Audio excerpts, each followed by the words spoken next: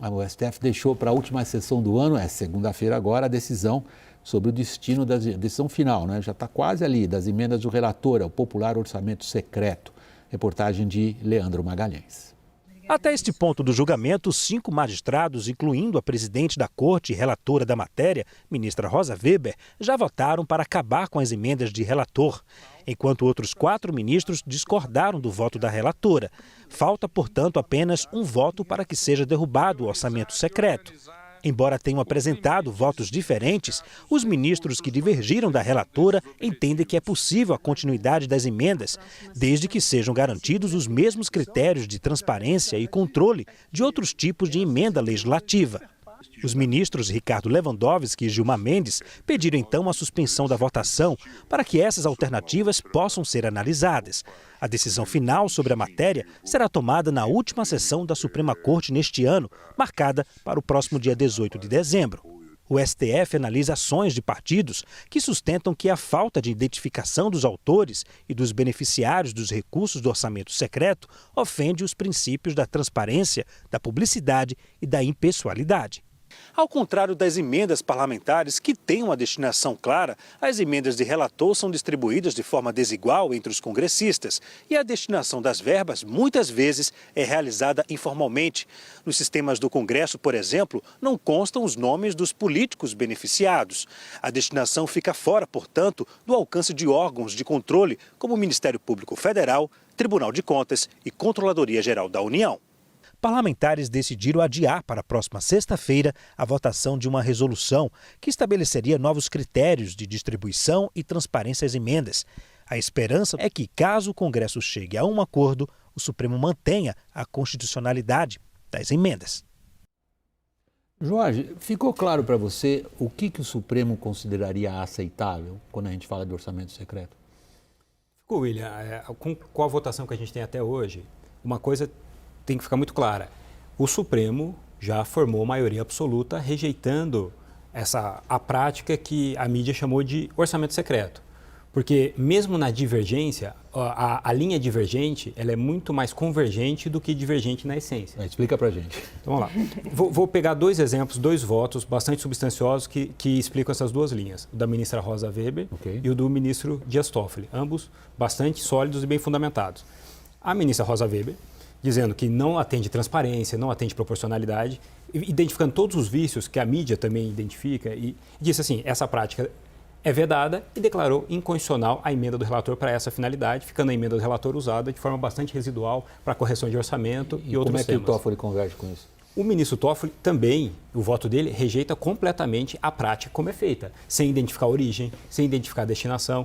O ministro Toffoli apresenta uma rejeição completa em relação a essa prática. A diferença é em relação à deferência ou não ao legislativo.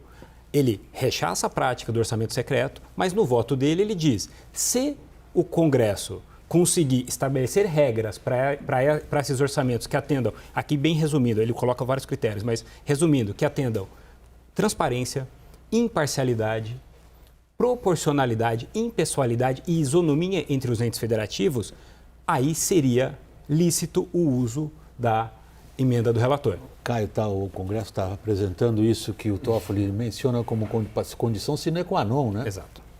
Para não, digamos, bater o pênalti em cima da emenda do relator? Sim, muito provavelmente acho que agora teve um acordo para votar, inclusive amanhã, né? Sim, é o que se pretende que amanhã seja votado. Sim, agora o Congresso já poderia ter feito isso, né? Todo mundo sabia que haveria essa votação depois da eleição. O que me chama a atenção é que está em construção, e eu não tenho um juízo de valor claro sobre isso, e nem devo ter, um acordão dos 3 poderes. Claro, está claro. Tanto que quem levanta a bola para o Congresso são os ministros com DNA mais político, né? Quando o Lewandowski, embora tenha seguido carreira na magistratura, eu considero ele compreende, ele ouve a política. O Toffoli, o Gilmar, são os 2, né? Você pega o decano, pega o que está para sair, os mais experientes, olhando, observando como está travada a negociação por cargos no novo governo, como está travada a negociação da PEC no Congresso, e levantam ali e falam, não, espera aí, Vamos dar um tempo para esses caras. Tem uma afirmação tua relevantíssima que eu vou passar logo para o Jorge, não queria colocar a Raquel na conversa. Raquel, das suas apurações, o Congresso está pronto a atender, por exemplo, aos requisitos que o Jorge nos elencou do Toffoli? William, o Congresso tem uma proposta, mas que eu acho que não atende todos esses requisitos. A proposta parece dar mais transparência, porque acaba com a figura do usuário externo, que é o que não deixa identificar qual foi o deputado que pediu a emenda, coisa que o Congresso já poderia ter feito lá atrás. Esse é um mecanismo muito claro para não deixar você fiscalizar toda a engrenagem do mecanismo. Ele tenta, na proposta que está feita ali no Congresso, dar uma certa isonomia entre os partidos, não beneficiar mais o partido A ou o partido B, mas uma questão fundamental, que é a eficiência na gestão desses recursos, não está colocada. Quando você conversa com os deputados, eles insistem no mesmo argumento de que ninguém melhor do que um deputado para saber aonde precisa ir uma ponte ou um hospital num município no interior do Nordeste. E essa é uma visão muito contestada pelos especialistas em políticas públicas e pela realidade. Porque o que a gente enxerga no interior do Brasil é cidades em que deputados foram eleitos e têm mandato, são agraciadas por emendas de relator e outras, e principalmente as de relator, e cidades que não conseguiram eleger seus representantes estão à míngua, muitas vezes com distância de 10, 15 quilômetros entre uma e outra. Tem dois pontos, o que o Caio levantou e o que a Raquel mencionou. Jorge, começar pelo do Caio. O Caio sugere claramente, como repórter político, que tratou-se de um acerto político. Mas a gente entende que, estou usando ironia aqui, que o Supremo não toma decisões políticas? O Supremo é a jurisdição constitucional brasileira. A jurisdição constitucional no mundo inteiro, ela tem um contato com a política o tempo inteiro. E ela tem, quando a gente fala política, falando aquelas ideias de macropolítica, ela tem que levar em conta. Mas aí o que o Caio está falando é um acerto, é uma costurada. Espera aí, você segura a turma que eu arrumo aqui o que você precisa, daí depois a gente vai para o jogo. Não, assim, obviamente eu não conheço os bastidores políticos, né? Mas na doutrina a gente chama de diálogos institucionais, em que, como a Suprema Corte... Isso soa bem mais bonito do que barganha. Sim, né? Não, porque assim, já houve no Supremo... aliás, se eu puder só dar um exemplo rápido... Claro, Jorge. Entre ontem e hoje, o Supremo homologou o acordo para resolver a questão do ICMS, né? O Supremo estava com o problema de resolver a questão federativa. Que foi o Gilmar Mendes que chamou o pessoal para a mesa e disse, vem cá, vamos se entender. Foi feito um acordo dialogando com o Executivo e com o Legislativo, porque, às vezes, uma resolução por um acordo, por um diálogo, ela pacifica mais, ela resolve, trata melhor o problema, do que, às vezes, somente uma decisão impositiva sem nenhuma deferência. Então, vamos dizer assim, se os fins não forem espúrios, não há problema no diálogo. Então, mas aí você me sugere o segundo ponto, esse que a Raquel está levantando. A Raquel está mencionando a possibilidade de que aquilo que o Congresso estuda não atenda o que o Toffoli, por exemplo, no seu exemplo inicial, prescreve como necessário. Por que não fizeram, então, uma comissão igual fizeram com o ICMS? Sim, talvez porque o assunto é mais complexo e mais sensível e seria mais difícil construir, vamos dizer assim, uma unidade no Legislativo. Mas, por exemplo, por que é importante o Supremo decidir, ainda que prevaleça o voto da ministra Rosa ou do ministro Dias Toffoli, esse tema? Né? Na segunda-feira. Por uma questão bastante importante para o futuro. Porque regras podem ser criadas, essas regras podem ser insuficientes e objeto de novo controle, ou, ainda que tenha regras bem postas pelo Legislativo, o que o Supremo está dizendo é a prática que tem que ser observada. Então, mesmo com regras corretamente colocadas pelo Legislativo, não significa que na prática cotidiana do uso das emendas, o Congresso vai observar essas regras. Então, posso fazer uma observação? Claro. E aí, se na prática não for observado, cabe aos órgãos de controle fiscalizar, um deles a Procuradoria-Geral da República, certo, Jorge?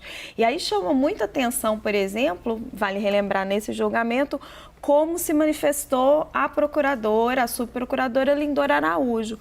Porque se o Jorge está falando que uma parte dos ministros diz que é inconstitucional, fim, derruba. Prática inaceitável, né? A outra está dizendo que a prática como está não está boa, precisa mudar, precisa ter mais transparência e atender os princípios públicos. Lindora diz que não. Lindora, aqui recuperando um ponto do que ela falou, ela disse a transparência deve ser feita e já foi determinada. E pelo que eu entendi, já estava sendo efetuada. Então, na visão da PGR, que é quem caberia ser o órgão de controle, pelo menos dessa PGR, o que o Congresso já tinha feito com a figura do usuário externo, com essa falta de proporcionalidade entre os partidos, com todos esses problemas de eficiência, estava bom, estava tudo certo. Não, só o meu ponto menos pelo efeito prático de como isso se dará, mas pelo fato de você ter um julgamento em curso e de ter uma PEC para um novo governo parada à espera desse julgamento, e você suspende esse julgamento e essa votação da PEC é suspensa também e pautada para depois desse julgamento. Lembrando só para continuar, você vai continuar seu argumento. Lembrando que não é a PEC sobre o que o Supremo estava decidindo, mas era. Era a PEC, na verdade, o que o Supremo estava decidindo era o elemento-chave na negociação para a aprovação da PEC diante das regras que haviam há 2 semanas. Era isso. E o meu questionamento, e eu não tenho uma resposta, doutor, assim, é correto? É correto, a gente não está tratando de briga de escola, que leva para a diretoria e se resolve. A gente está tratando dos poderes de um país relevante, grande, de um assunto que é um assunto nacional há pelo menos 2 anos, de um instrumento que serviu de base para o atual presidente. Em nenhum momento o Congresso quis tratar disso.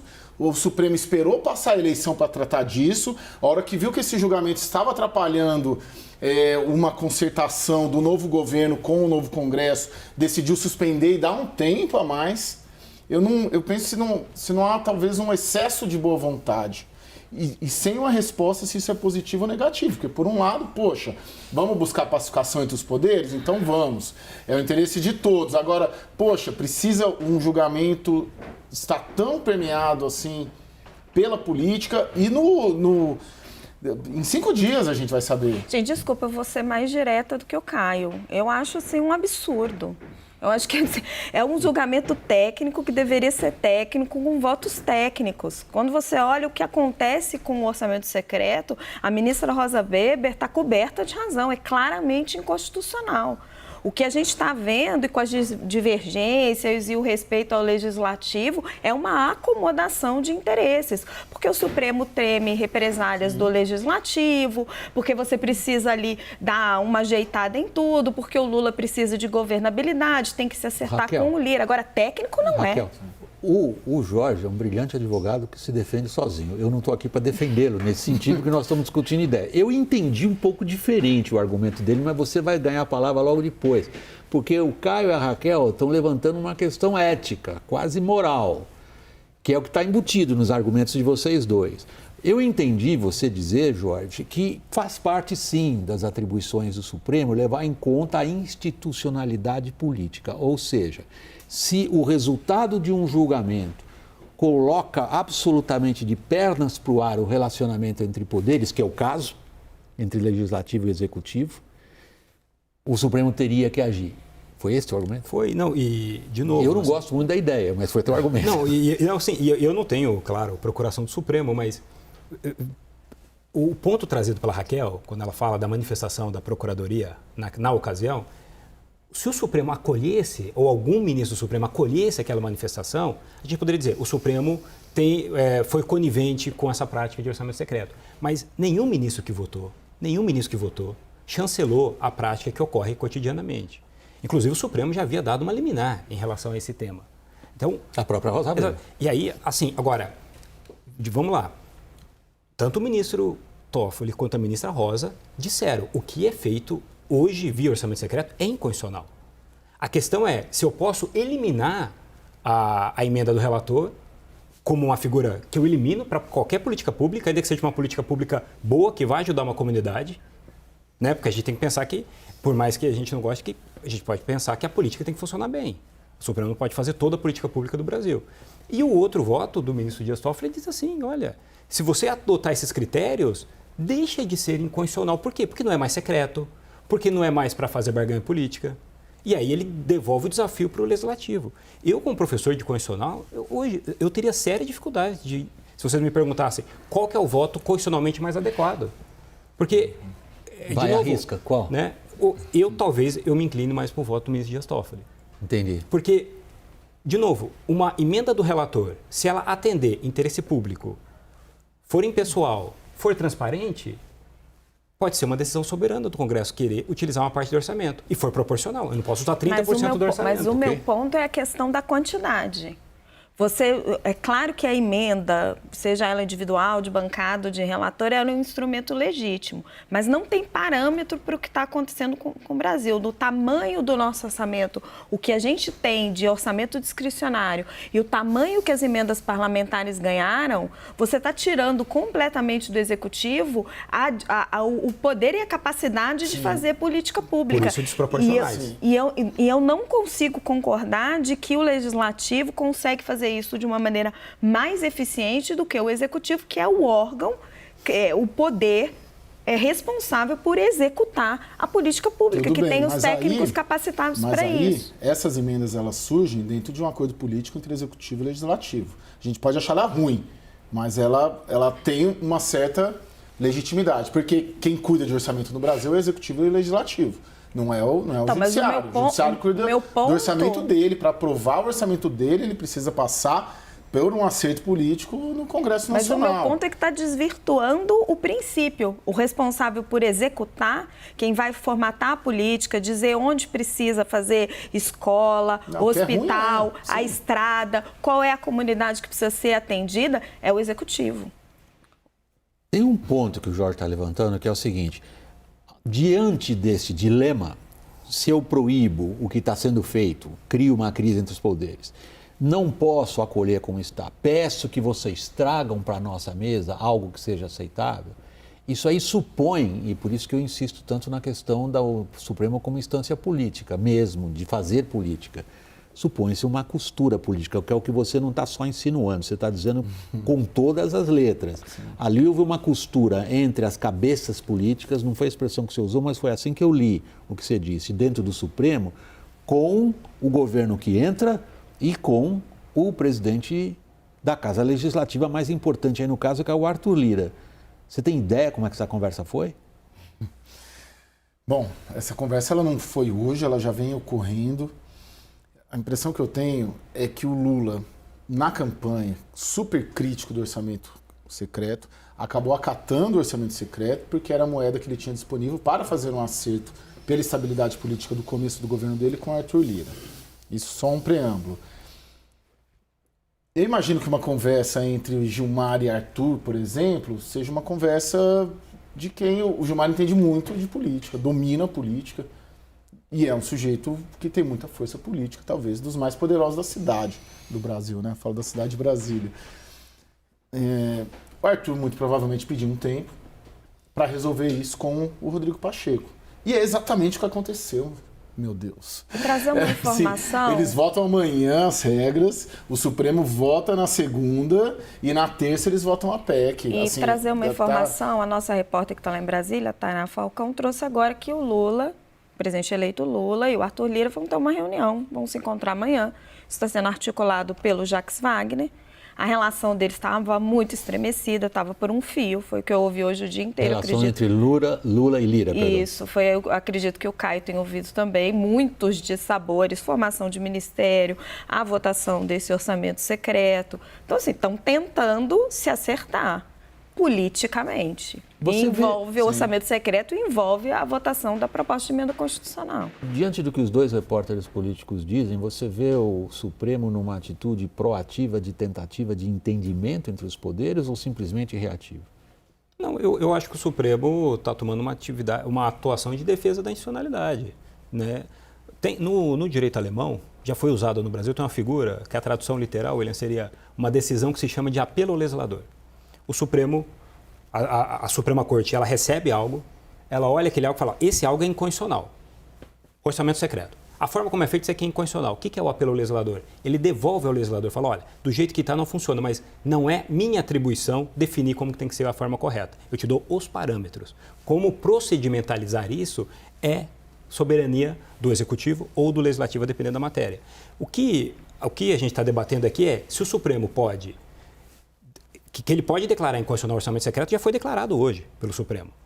Isso foi rechaçado, isso tem que ficar bastante claro, a forma como é feita. A questão é se o Supremo pode eliminar uma emenda do relator, ainda que atenda aos critérios constitucionais, ou se ele não pode, ele fixa o que seria o mínimo normativo para isso ser lícito, correto e válido, e aí as regras de procedimentalização disso seriam para o Legislativo. A prova de que isso é tão complexo foi até o debate do Caio com a Raquel, né? Porque não é uma coisa simples mesmo de se definir. Caio, você mesmo usou ontem, eu até gostei muito da expressão que você usou, a moeda de troca. A moeda de troca aí, no caso, é se o governo que entra fica sem uma PEC do estouro, ele tem sua capacidade de ação, como o governo enxerga, né?